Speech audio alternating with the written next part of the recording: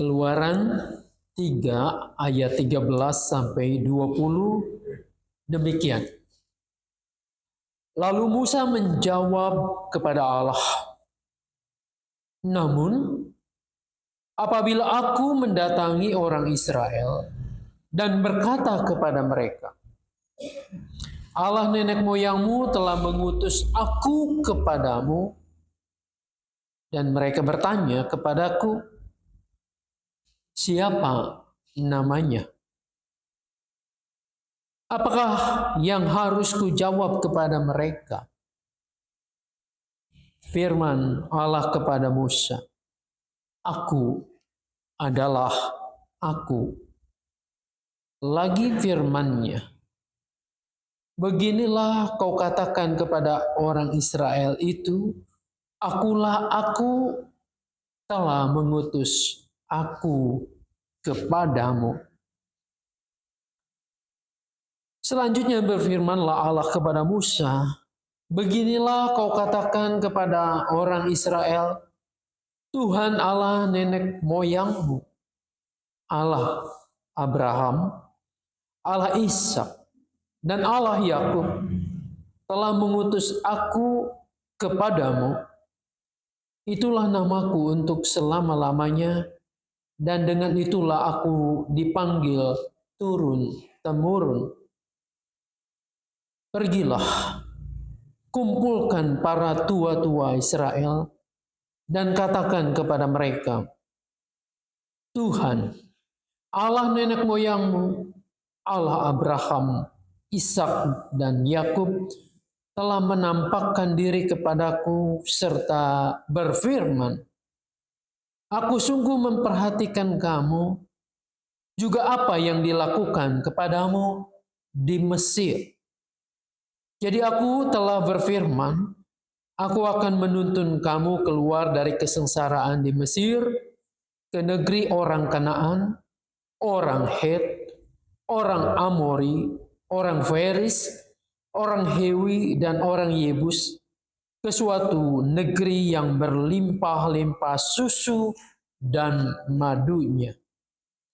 Apabila mereka mendengarkan perkataanmu, engkau beserta tua-tua Israel harus pergi kepada Raja Mesir dan berkata kepadanya, Tuhan, Allah orang Ibrani, telah menjumpai kami.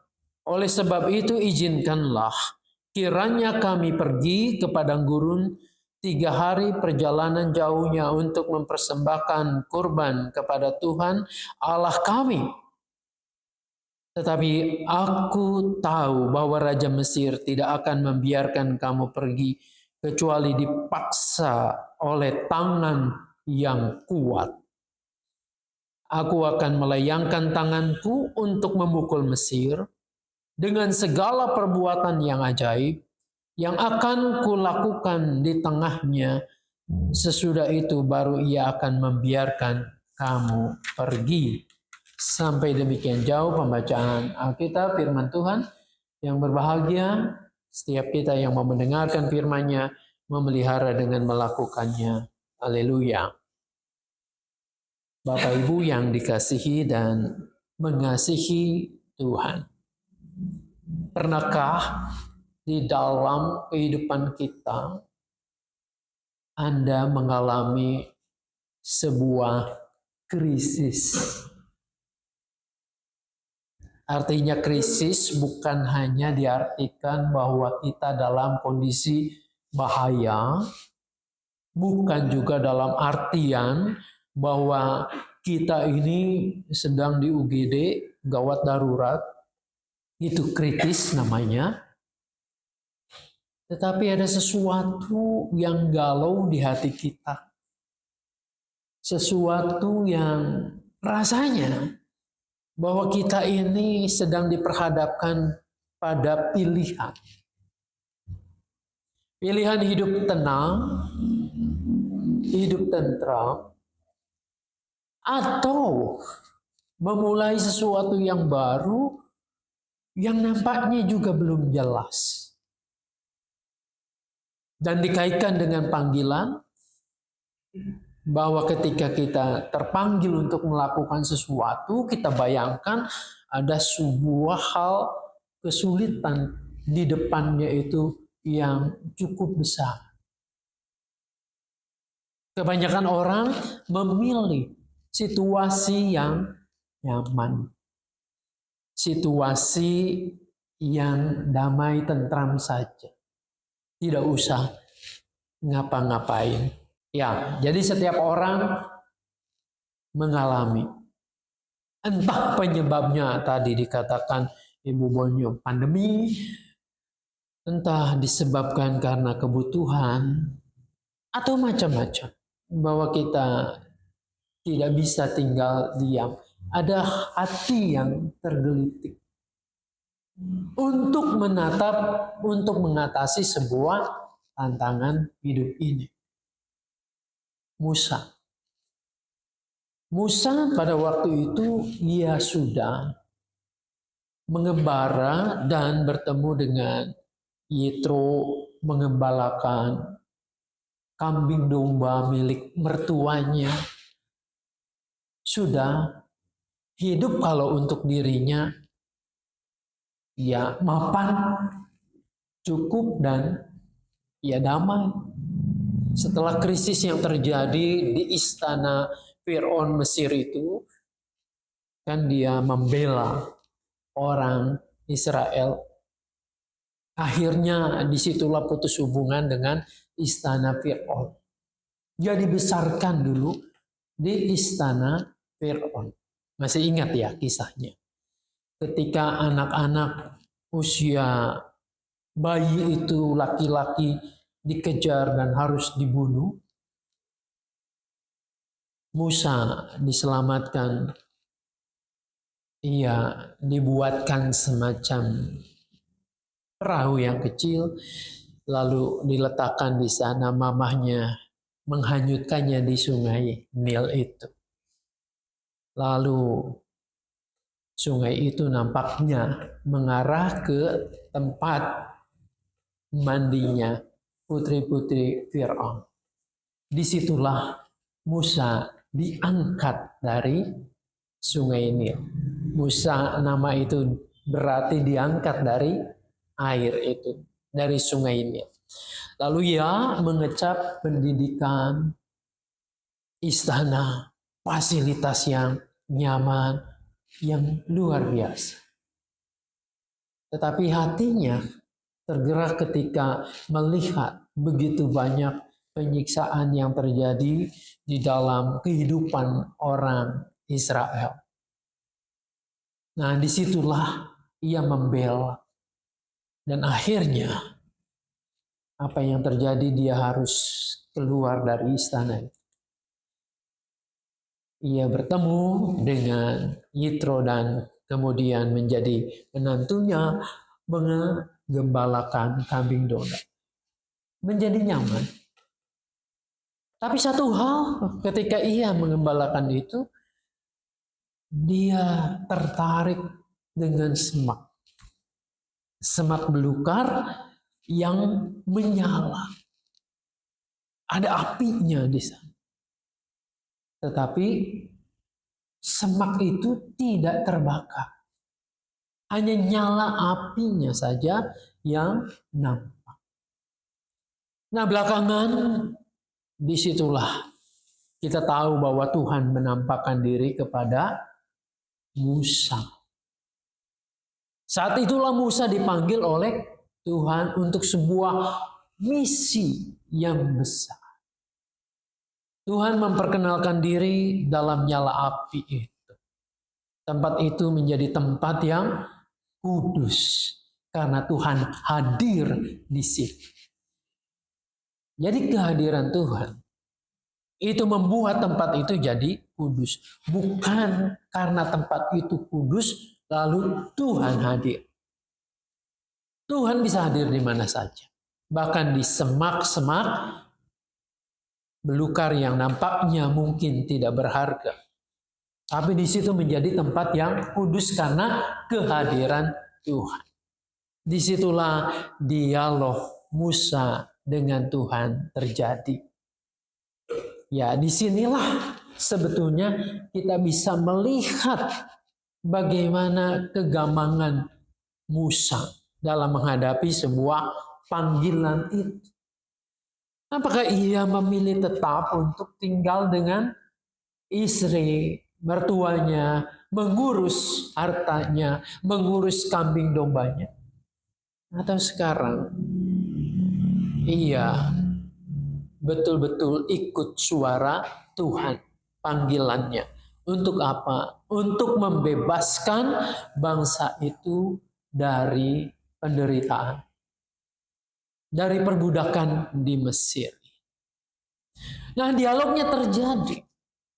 Jadi Musa itu mempertanyakan, kalau nanti umat Israel itu bertanya, siapa yang mengutus kamu? Siapa nama Allahmu itu?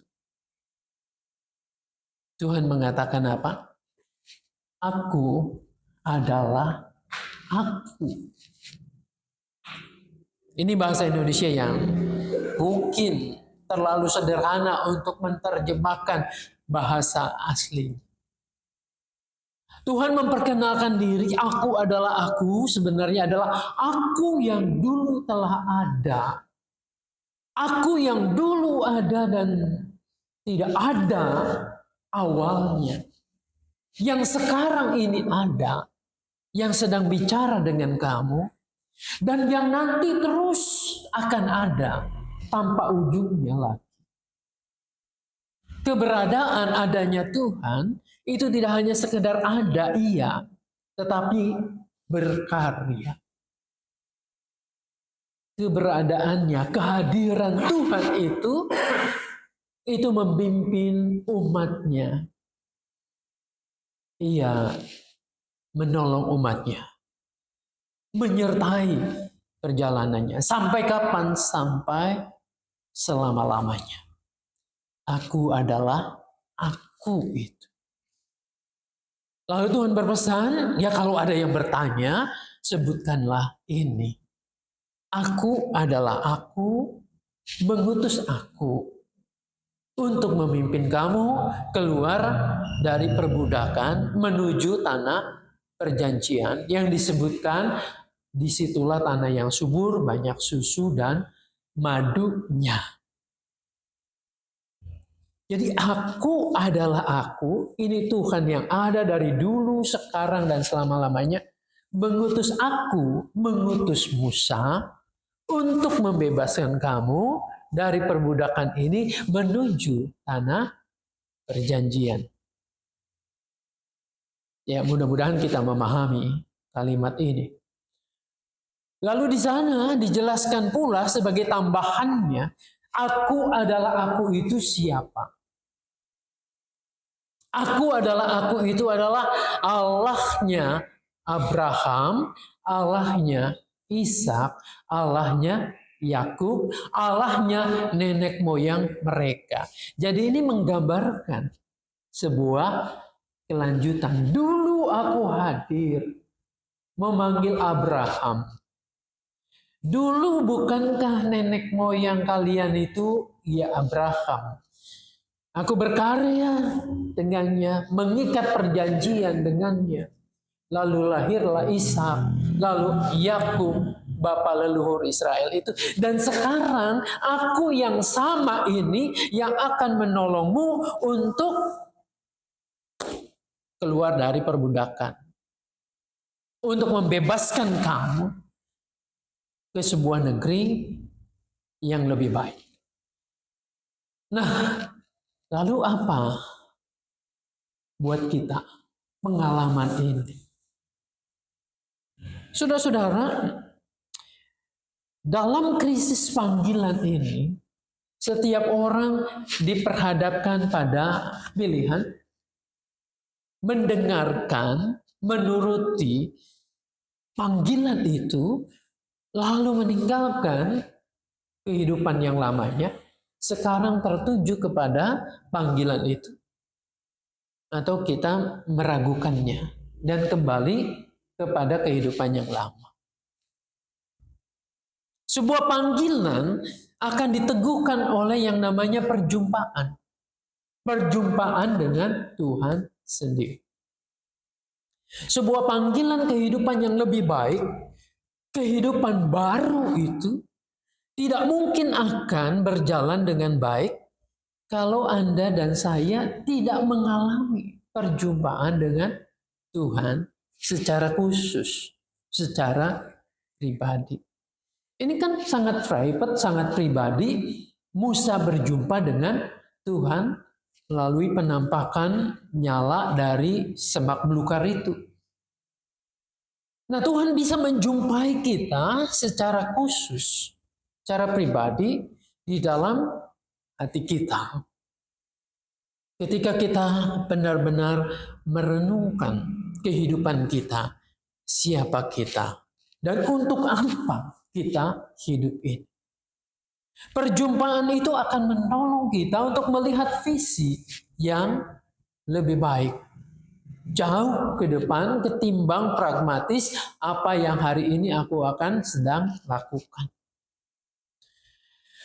Nah, Musa diperhadapkan pada sebuah panggilan itu di tengah krisis bangsanya. Yaitu kehidupan apakah akan terus menjadi bangsa yang diperbudak atau sebuah bangsa yang merdeka. Jadi ketika Anda dan saya menanggapi panggilan Tuhan dalam perjumpaan kita dengan Dia secara khusus, maka akan diperhadapkan kepada sebuah situasi yang tidak baik-baik saja. Situasi yang mungkin saja akan mengalami masa-masa yang sulit. Bayangkan Musa diperhadapkan kepada siapa itu Raja Mesir, Fir'aun itu. Digambarkan tidak mudah, kata Tuhan. Dia akan mengeraskan hatinya. Akan mengeraskan hati Fir'aun untuk tidak melepaskan kamu pergi begitu saja. Tapi seolah-olah Tuhan menjamin, jangan khawatir, itu bukan urusan kamu. Tetapi itu urusanku, nanti aku yang akan berperkara dengan Raja Mesir ini. Nah, ketika kita berhadapan dengan sebuah panggilan itu, mungkin kita akan melihat, ini begitu berat Tuhan, kalau saya ikut dalam panggilan-Mu. Ini tidak mudah Tuhan melayani di gereja yang orangnya juga tidak mudah. Yang orangnya banyak yang auban, yang rese. Tapi itu sebenarnya bukan jadi masalah kita. Kenapa? Seperti Tuhan menjamin, Raja Mesir itu bukan urusanmu. Tapi urusanku yang akan menghadapi. Kesulitan-kesulitanmu yang kamu akan hadapi ketika memenuhi panggilanku, maka sebetulnya aku akan menopangmu untuk menghadapinya. Nah, terbukti kan ketika nanti selanjutnya kalau Anda dan saya baca kitab Keluaran ini, bagaimana Musa ketika siap diutus itu dalam sebuah krisis, maka yang terjadi Tuhan menyertai dia. Tulah demi tulah. Sampai itulah yang terakhir, anak sulung mati itu. Itu artinya apa? Apa Musa yang mengerjakannya? Apa Musa yang dengan kehebatannya bisa lalu melawan Raja Fir'aun atau Mesir itu? Kan bukan dia, tapi ada kuasa yang maha tinggi yang Tuhan menyertainya. Demikian pula Anda dan saya. Jelas mungkin kehidupan akan terlihat susah ya melayani Tuhan. Susahlah menjadi orang yang hidup dengan benar di tengah-tengah kehidupan bangsa yang tidak benar. Tapi Tuhan selalu mengatakan, bukankah aku Allah yang dulu, sekarang, dan yang akan datang? Kamu punya kekhawatiranmu di depan situ, tapi aku udah ada di sini. Aku sudah ada di situ, dan aku menyertaimu, dan aku akan membebaskanmu. Nah, itulah sebetulnya makna Allah Abraham, Ishak dan Yakub. Bukan hanya sekedar sebutan saja, tapi sebuah Allah yang kita percaya yang kita yakini menyejarah. Artinya ikut serta terus menerus. Oleh karena itu, kehidupan orang percaya tidak akan gampang ketika masa-masa susah, sulit menerpa kita, karena Allahku ada, dan bahkan sebelum aku melangkah, Dia sudah ada di situ. Dia sudah ada di depan kita. Nah, biarlah kita percaya kepada Tuhan yang ada ini, kita yakini supaya kita tetap menjadi mantap dalam panggilan kita, bahkan di tengah-tengah krisis, di tengah-tengah situasi yang mungkin bagi semua orang ini menakutkan. Tapi bagi anak Tuhan, aku yakin Tuhanku tidak pernah tidur. Dia selalu menyertai aku. Tuhan memberkati kita. Amin.